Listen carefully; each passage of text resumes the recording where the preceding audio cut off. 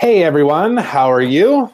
Welcome once again to another episode of our Entrepreneurship Unscripted, which is myself and Dr. Nima. How's it going, Nima? I'm doing really well, and I'm excited to be here again. I just look forward to these conversations. Whatever challenges you're going through, I'm going through in a day. Teaching is my highest values. So I look forward to these moments when I can share from the heart. Excellent. So I am just hitting publish on a few pages here just to make sure that everybody's going to get this. And we'll blast it out on the ManyChat as well. All right, there we go. I got this down to a science now. It's literally like 4 seconds and I'm ready to go. Cool. So if you're just joining us here, say hi to us, number one. I'd love for you to give us a little shout out and just let us know that you're watching and that you're excited for this topic. I know this is one when I started to connect with people over the last week and I was telling them about this whole idea of the fear of not only failure, but fear of success and how we were going to discuss these two topics. And I would tell all of you some of my own personal stories around this and stuff that I'm even going through right now. And then have Nima work with myself. And hopefully, you guys will ask some questions or get some inspiration from this as well on how to face that head on and how to actually turn it into a powerful thing as opposed to a debilitating thing, which sometimes it can definitely be. So that is our intention here in doing this talk with all of you here today, is to talk about the fear of failure and the fear of success, which is maybe confusing to some people. So maybe I'll explain a little bit about that, and then we can kind of dig in a little bit deeper. And feel free to stop me at any time here. It's like the universe. It's like the universe can't win with us. The universe can't win with you, bro. I know, right? And you don't want it. Failure, and you whine about it. And it's like, okay, so right now God is looking at you going, I can't win with you. I know. I'm my own worst enemy, right? Many of us are the same. This is the path of the entrepreneur, right? The awakening entrepreneur, which is what we're all here to do. Yes. Ultimately, what we're dealing with are spiritual issues. I keep bringing it back. We don't talk about this in entrepreneurship because it's all about, measurements and statistics and,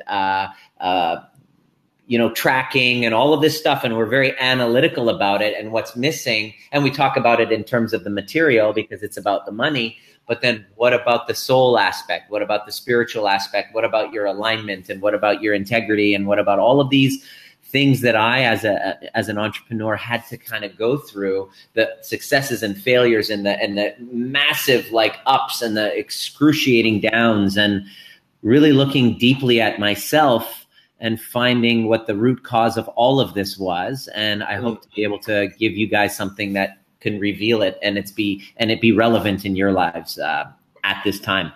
Yeah. And I'll use myself as an example here. We're going to go through this because, and I know, Nima, I was mentioning to you before that when we did our weekend together, the workshop that we did with you, my wife and I, that we did go through some of these things. And just the other night, I was thinking, okay, so what are some of the things that I can refer to help other people relate to this on the failure side of things and where it was coming from, And so I just started jotting some notes and I was like, oh yeah, there was that thing. Oh yeah, 20 years ago, that thing happened. And it just keeps coming up and I forget about these things. But let me ask a question, first of all, to everybody that's watching, because I want to get you guys to type into that chat box there too.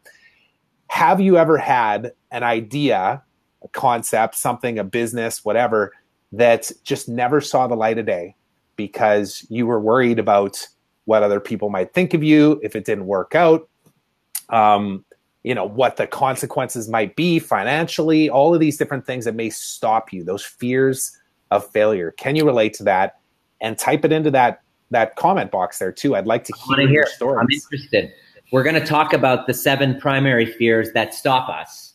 And it's very, very interesting and it's very relatable, but I'd like to know, we would like to know what, if you've had something and you wanted to express, but you've had something blocking you and where that was coming from. So I really want to hear about it. Let's see here. Yes, you had that. I believe Shelly says yes, Jules. Hey, Shelly, good to have you again. Nice to see you here. Seeing the same names, I start to develop a relationship with you guys. This is really cool. So, what do you got to say about that?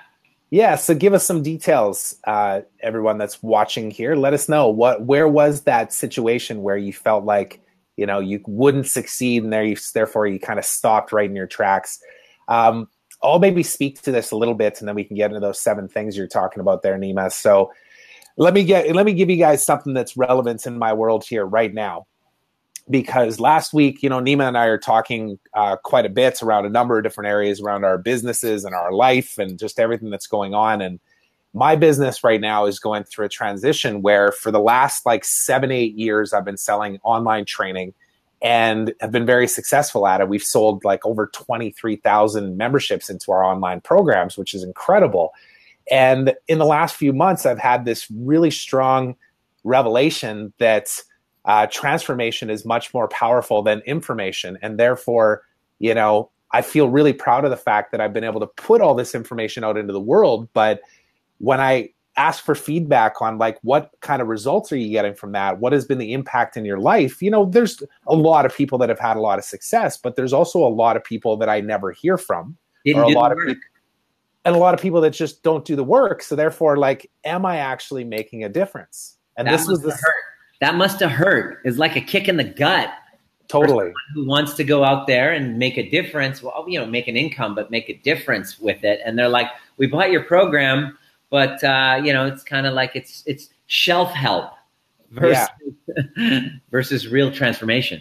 Totally. And I know a lot of people are guilty of this, me included, where we are addicted to information. We will absorb information. We'll watch Facebook Lives. We'll go watch inspirational videos.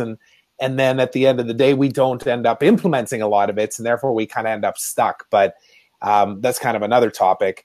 So as it relates to where I'm at with my business, though, when I had that revelation, it really like just hit me right upside the head where I thought, okay, I need to make a change here. I need to focus on providing mentorship and guidance and really creating that transformation in people's lives so that I can help them achieve their goals financially and, you know, free up time to spend with their family and all the important things, right?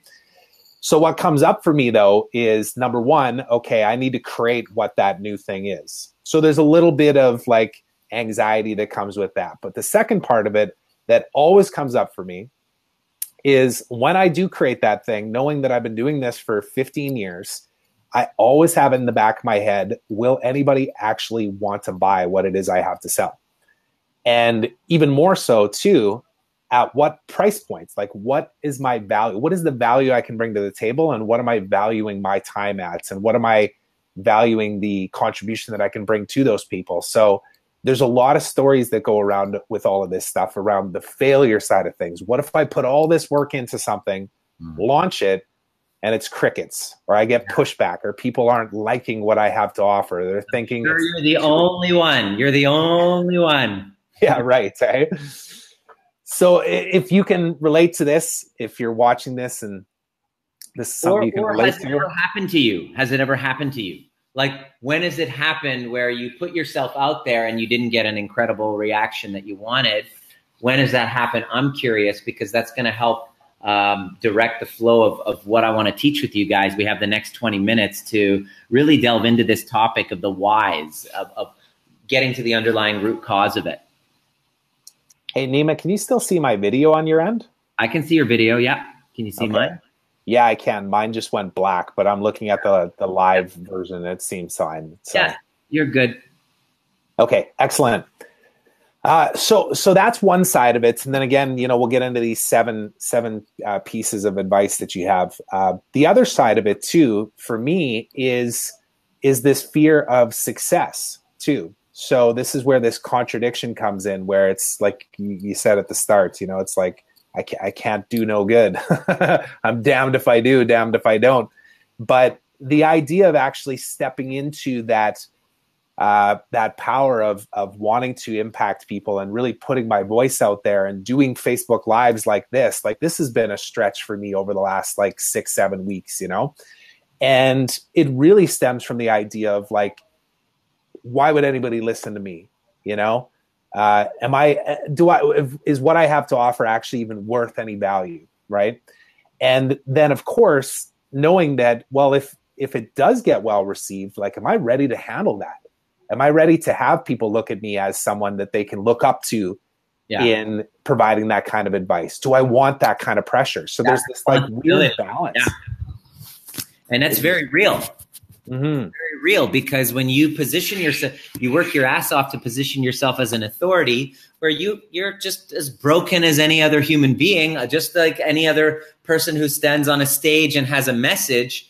They all have incongruencies in their lives. They all have, like, they say Tony Robbins, I've worked with his team who are now coaches, and I've worked with them who've worked with Tony. They're like, yeah, he's got anger issues and he's got all this stuff behind it. Like, Tony's a human being, right? And so he's willing to put himself on the line and achieve a great amount of glory that also comes with the other side. And that fear of success, that's where it comes from. So it's like, wow, stepping up into that responsibility and leadership. That's why, you have the entry level people, and, in the corporate world, then you have management. Management is a shitty situation because they're now responsible for all these people and reporting to theirs. So you're in the middle, and so you can't please everyone. And so back comes this whole concept of, how do I handle criticism? Is my inner resilience strong enough in my own understanding of myself to be able to handle the slings, as Shakespeare calls it, the slings and arrows of outrageous fortune? Okay, because that's what it takes. I remember, I went and saw Tai Lopez speak. Tai Lopez, massively successful. And he pointed something out. He was like, I was at a Lakers game, and all of a sudden they had, what's her name? Kim Kardashian comes on the, they zoom in on Kim Kardashian, and all of a sudden she comes on the big screen, and literally 20,000 people, what do they all do? Boo. Boo. Boo. So what he did was he calculated how much money she has and all of the boos, and we kind of worked it out. It was like $10,000 or whatever, $5,000 to $10,000 that she was earning per boo. He was like, look, man, her level of success as far as wealth goes came with a few hits. Same with Justin Bieber. Same. I don't want to say the D word, but Donald Trump and all of this stuff is that in order to reach even Barack Obama, who, in my circle of people, we just look up to him like a god. Even he has had to take the penalty of success, the penalty of leadership. So what you're saying is bang on, Trevor, is that I'm afraid of the success. I've experienced it as well, is reaching a level of reaching these goals and then putting yourself out there. And now you're out there. Now all of your weaknesses are exposed. All of your incongruencies are exposed. And then you get criticized. And I'm actually, going through a little bit of something like that right now. And it's freaking terrifying. It's making me question. It's making me question, really, why am I doing this? Which then brings us back to our why, Trevor. Which brings us back to our why, which is the whole concept of the imposter syndrome. Who am I to be making such a difference? Who am I to be really stepping up and speaking up? Like, this is very real. And so then it goes back to the internal, the questions of, am I complete with my inner child? That break of your mother bond, father bond, and all of the story that you have about abandonment, rejection, abuse, trauma, inherited family trauma that you're not even aware of, like grandmother to mother, and all of that stuff that comes into play that most entrepreneurs haven't really taken the time to do the inner work on, is now at the underlying root cause of why they're doing what they're doing, and they're not even aware of it yet. Case in point, I have a twin brother.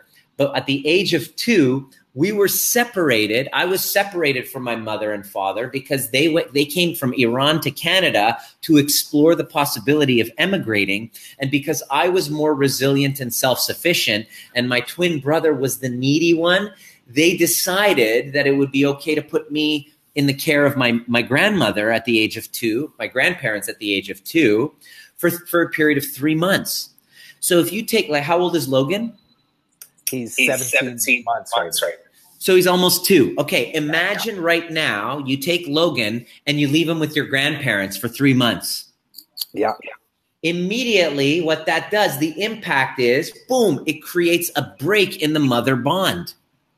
And that's going to impact him, his neurology, his nervous system, his stress response, all of this story he makes about the world that I'm not safe, I'm not loved, I'm not enough, which is what I made it mean about me. So what happened is that unconsciously drove this need for relevancy, to be noticed, to be heard, which comes out in beautiful ways. I'm a salsa dancer. I became a salsa dancing champion, 10 years ago, part of a salsa troupe because I wanted to be on stage. And I wanted to be a chiropractor as well because I'm a chiropractor, because when I do an adjustment on someone, all of a sudden I can literally change your life in a matter of 5 minutes. And then you look at me and go, oh my God, Dr. Nima, you are incredible, which then what that does is that it quells that little voice, that little 2-year-old version of me that thought he's not enough.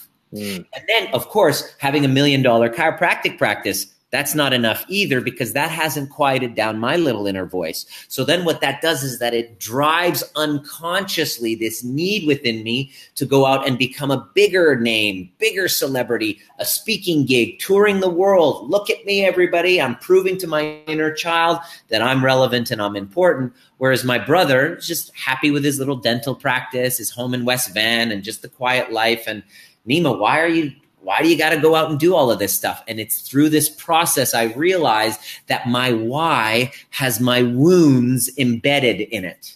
That's the first step to understand, because this whole fear of success, fear of failure, without unpacking all of this, we're unconsciously moving through the world. That's the first step. There are 7 primary fears that you're living with. And I want to wrap this up soon so that everybody has the time. So I want everybody to write this down. So there's 7 areas of life, and there's 7 fears that you have in life that are blocking your entrepreneurship. I'll pop these up on the screen for you. Number 1 is spiritual, okay? So a fear of losing favor with some sort of a spiritual authority that you've given. I don't know, maybe you're Muslim and you think that opening up a bar and serving alcohol goes against godliness, or, whatever religion that you have, Christianity, and you want to go in this direction, but you have the fear of breaking the authority of the Bible or whatever spiritual authority you have, or moral or ethical thing. So that is a fear. That's one very big fear. The second fear that you have is this fear that, what if I'm not smart enough, educated enough? What do I don't have the mental capacity? I'm not smart enough to go into, go back to school and become a doctor. I'm not smart enough to open my own business. Maybe that comes from an old wound, okay? And you now have this fear of not being smart enough, intelligent enough, brainiac enough, okay? That's what'll stop you from actually moving forward. So you're stuck there, okay? The third fear is the fear of failure. Oh my gosh, what if I launch and nobody likes it? Oh my goodness, what's going to happen? So because of that future projection of what if I fail in that, then you're not going to actually step forward. You're not going to take the risk. You're not going to invest. You're not going to move. You're not going to create. It blocks your creativity. You're a creative being, but that completely blocks your creativity because of that future projection. Number 4, a fear is a fear of not making enough or not having enough money to do it. Okay, which is a very valid fear. It's any startup is working through that fear. It's like they're just on a shoestring budget. We don't have all these investors in this. It's like we literally got to have cash flow and create as we go. What if we don't make enough money? And that blocks you from actually living your purpose and your vision. And then the next one is fear of losing social favor. What are my friends going to think? What are people going to think if I quit my job working at a bank to go and pursue my dream as a dancer or a dance instructor, or open up a bakery, something that was, deep inside, or my catering company, or whatever entrepreneurship spirit that you have. What are people going to think? So fear of the rejection of social. Then the next one is even more powerful, especially if you're in my culture, the fear of losing favor with family. What are my family going to think? My parents think I'm crazy. So this was my big thing. I wanted to be a chiropractor. My parents thought I should be a real doctor. I had to go through the fear of losing their rejection by going into chiropractic, became wildly successful in chiropractic, then discovered that wasn't enough for me because of my old wound of separation trauma. So I got to make a bigger impact and transform people's lives. I want to be more important. I want to do all that stuff. My parents are like, what are you doing? This is a stupid idea. You're doing amazingly well as a chiropractor. Why don't you just stick to that? And boom, the fear of rejection from my family was what was blocking me several times, several years ago, from really stepping up and really stepping into the gift that I had in my public speaking, in my coaching. Like, I got a really deep gift, but the fear of what are they going to think was blocking me for a while. Yes, David, a real doctor. Yeah, chiropractor is not enough. So the next one is this 7?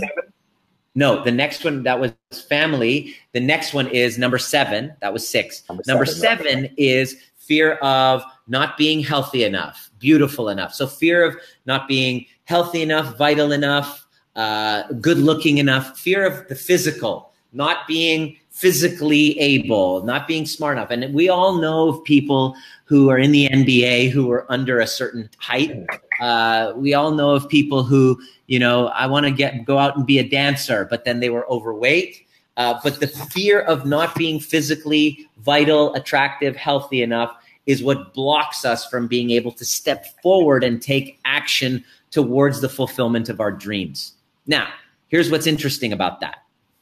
Here's the fascinating part about this is if you take 2 or 3 of those fears, spiritual, mental, career, financial, social, family, physical, if you take 2 or 3 out of those fears that are very real for you, 1, 2, and 3, and there's 3 of them that are really blocking you, you're going to actually convince yourself that you don't know what you want to do with your life. The truth is, everybody truly knows what's in their heart, what they would love to move forward into. Everybody truly knows what's inspiring for them to learn and get mentorship on, and they would love to read 500 books about, to study the art and mastery of, and then maybe one day turn around and be able to impart that knowledge to other people. For me, it was coaching. I was doing it in my chiropractic practice all the time, but I had stories about, I'm not a psychologist. I don't have a degree in counseling. What gives me the right? I'm not smart enough. I don't have the degree or the credentials to be able to step up and then be a speaker and help entrepreneurs with anxiety, or help people in transitional anxiety, which is my specialty, by the way, who are in that limbo state with their relationships or their career. That's my specialty. I don't have the degree. I don't have the mental capacity. That was my story. I had to let go of that in order to move forward and keep learning. As I kept learning, as the teacher was ready, the students appeared. I want you to write that down. When the teacher is ready, the students appear. Most of us think when the student is ready, the teacher appears, which is very true. All the mentors that I've met came into my life because maybe a Facebook Live like this, I read a book, you bump into my life, and my soul called me to move in that direction. So obey that little voice in your head. When you hear it, go in and just soak it up. Somebody who gets you, who understands that journey. When the student is ready, the teacher appears. It works the other way around as well. When the teacher is ready, the students appear. So just follow your bliss and dive head first and invest in all of those. And this whole concept of fear of failure I wanted to share about, let me tell you, on this journey of being a chiropractor, I had a million failures. And I will continue. I'm still in practice part-time because I love it. I don't succeed every single time. The failure is just feedback, because on your journey of being an entrepreneur, whatever you're listening to, Shelly and Mohan and David and Isra, just know that whatever you choose, failure is a necessary component to it. How many times did Steve Jobs fail on his path, or Mark Cuban, or anyone successful? Failure is inevitable. But here's the thing. As I've failed many times, as I go through my failures, the question is, how committed am I? My commitment is to that vision. And in that vision, I have success and failure at every moment. So let me put you at ease, Trevor, with your program that you're creating. Over the next 6 months, I'm willing to count at least a failure per day. The question is, can I take that failure, take the emotion out of it, and look and go, what worked and what didn't, and make the adjustment? Because at the end of the day, whether you're having a relationship, whether you're becoming a parent, you're creating an entrepreneurship, whether you're working out and training for a marathon, you're going to have many failures along the way. The question isn't, oh, what if I fail? Because you will many times. The question is, am I committed to integrating those failures as lessons and keep moving forward? Because my why, which is the soul of what I'm doing, is connected to the greater vision, which is also aware of the past void or wound that it's trying to cover up. Mm-hmm. So the most integrated version of Trevor, and you who are listening, are the ones who are complete with that wound. You've done the inner work, so you know where that wound comes from, kind of like me with my little wounded inner child. By the way, just FYI, that's why I have this picture over here. Let me just show you. I have a few things up here. That's a picture of me. Nice. That's my little inner child right there. Yeah. There you go. Because my next level of development, of self-development on my entrepreneurship journey, thanks to my failures recently, I've been able to now do the necessary inner work and ask for the right help from the right mentors and teachers, because me as a student, I'm ready, because I am a constant student, that the next level is for my entrepreneurship success is really bonding with that little fucker who was disconnected from his mother, and really in my meditations going, and I recommend you do that, all of you. This is your homework. Take that little picture of you and put it on your home screen. So every time I look at him, I'm like, bro, I got you. I love you. I got you. You're complete and whole exactly as you were. They left you because they had faith in you. They left you because they knew you were resilient. You're not a victim. And by getting complete with that, my activities and behaviors, which are all to do with trying to cope and compensate for that little wounded child, dissolves, so that when I speak and I'm showing up in my Facebook Live, or when I'm working one-on-one with a client, I'm completely zoned into you as the vision, not to prove myself worthy, which is a narcissistic interaction, rather than being of service to you. So what you're talking about here, Trevor, I know I've rambled a little bit, but hopefully this has been pertinent to you. Let me know in the comment section if you can resonate with this, because I just I'm intuitively, sharing from the heart here. Your journey through entrepreneurism is massive successes and massive failures. Huge. Embrace them, because the vision and the why is big enough, the hows will take care of themselves, and you'll be able to weather the successes and failures as, instead of being in the way, they're actually on the way. And that is your entrepreneurship journey. It's just the way it goes. Yeah. And I think the other thing that I take away from that too is that it is truly a journey. And whenever these things come up for me, it definitely takes me back to the same kind of place as you, where it's the feeling of abandonment and wanting to be liked and all of these different things, or wanting the coach in hockey to look at me as somebody that he can trust. And when that didn't happen, it would just drive me with anger for years. There's a lot of stories that come up for me and all of that too. But I think the biggest thing that I take from it too is that to just be okay in that uncomfortable place, knowing that this is where growth actually happens too. And what I'm going to recommend you do, Trevor, and everybody who's listening, is just take that picture and go to the time where you were most wounded. Okay. So it'll probably be when maybe your parents got a divorce and you were 7 years old, and then you made that mean that, you're not good enough. Okay. So what you're going to do is you're going to take a photograph of that version of you and post it on your home screen of your device, kind of like I'm doing. So I don't coach with my clients, I don't coach them anything that I'm not willing to do for myself. And everything that I'm working on is something that I impart. This is kind of like what I do with my students, my peeps, is because my mess is my message.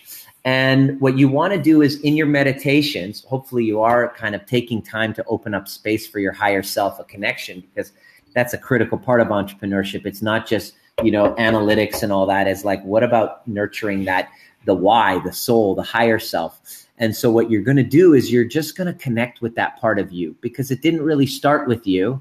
It was that little version of you was taking on all of the traumas from your parents, and they're taking it on from their grandparents and their grands. It's like, we're talking generational stuff, right? And it then ends up with you through epigenetics and energetics and all of that shit.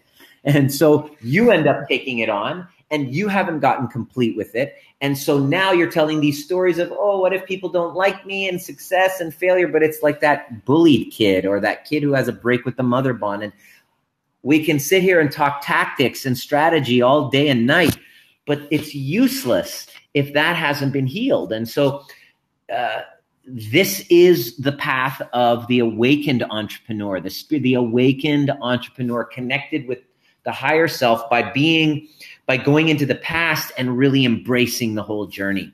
And that's your journey. And I know this sounds pretty woo, but this is, huge revelations that I've come to terms with. And this is very valuable for you if you really take this on.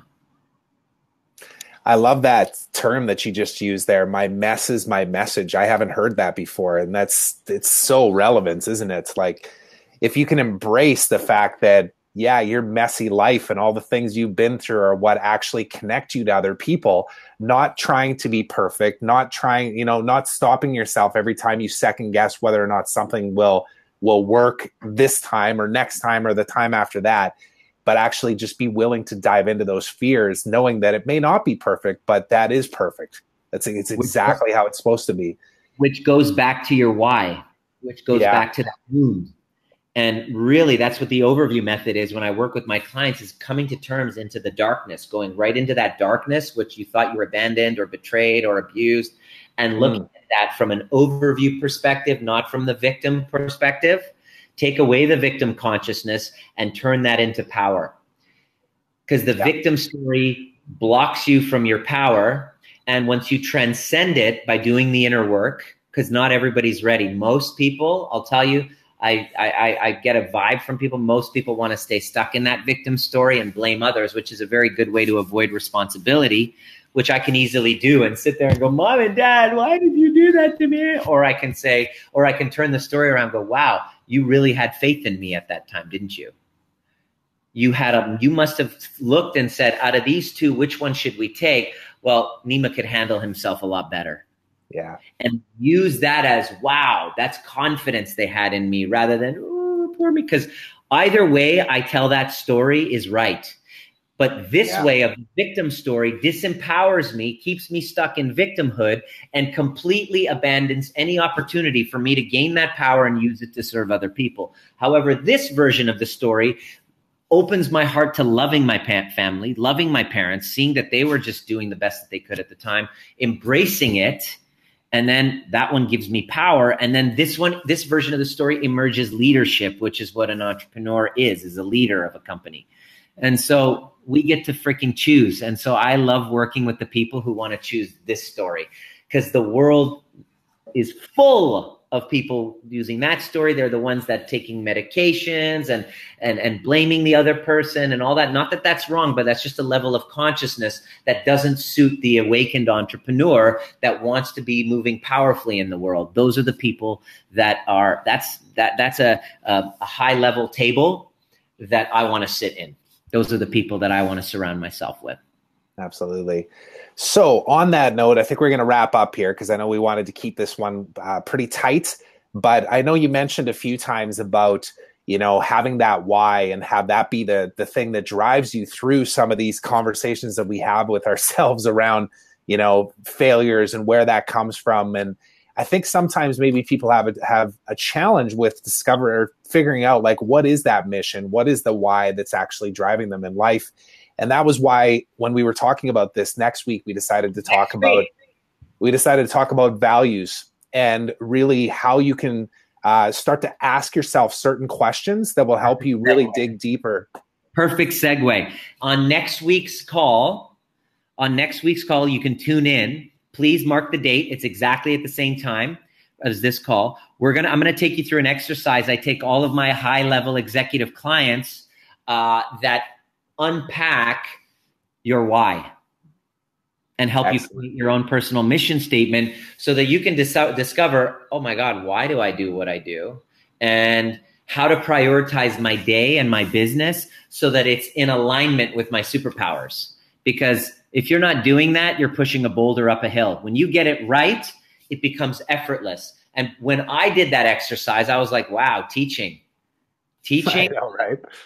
And transforming other people and really helping them see the power in themselves when they don't see it is my superpower. So I'm going to align myself with doing that. So right now, as I'm doing it, this is my superpower. I've aligned my schedule so that I'm just doing my superpowers each day. Absolutely. This is kind of a sneak peek on what I'm going to send you guys. It's going to look a little different than this, but there's some questions on here, and we're going to go through this next week with Nima. Who wants to be there to actually get those questions?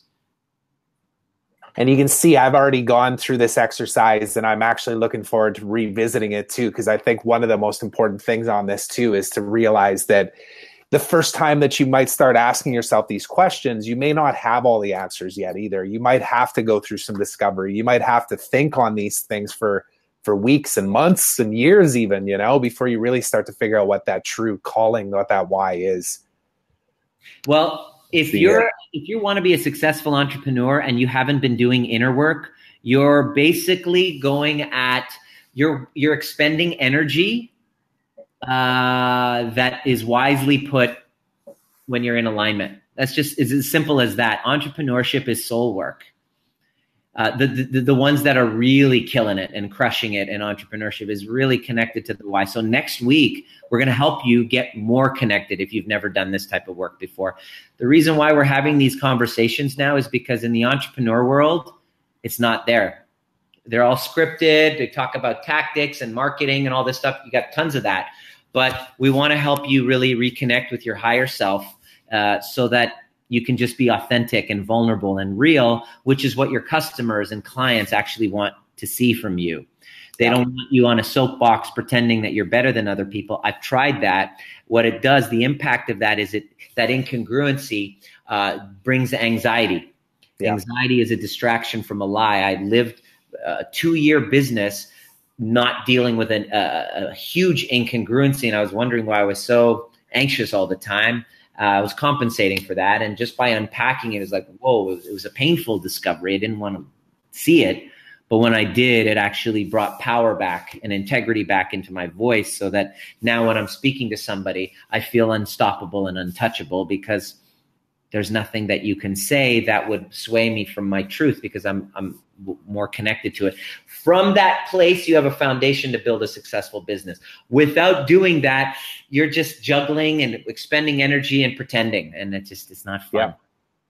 Yeah, and it ends up attracting the wrong people too. So even if you are building a business where on the surface it looks successful, maybe you're making good money, but you're working long hours and you're not working with the types of people that you want to surround yourself with every day. There's so much to be said about aligning that personal desire and your values and your goals and your why with who you're actually working with. So your defined customer avatar, and then ultimately what you're supporting them with as well. So what are you selling as an entrepreneur? What is the value that you provide?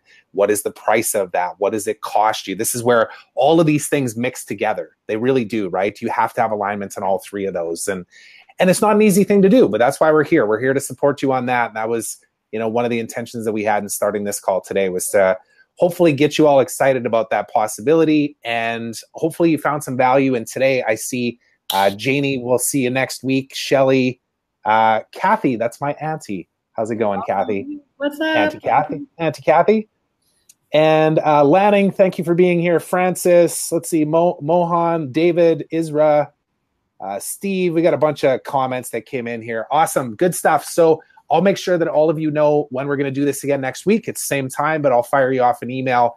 We'll get you out that worksheet as well, so you have something to reference while we're talking about this topic next week. So thanks for doing this again, Nima. I really appreciate all of the insight and everything that you shared with us and the passion that you have for this. I'm really grateful to be able to contribute. This is my highest values, and I want to show people next week how to find theirs.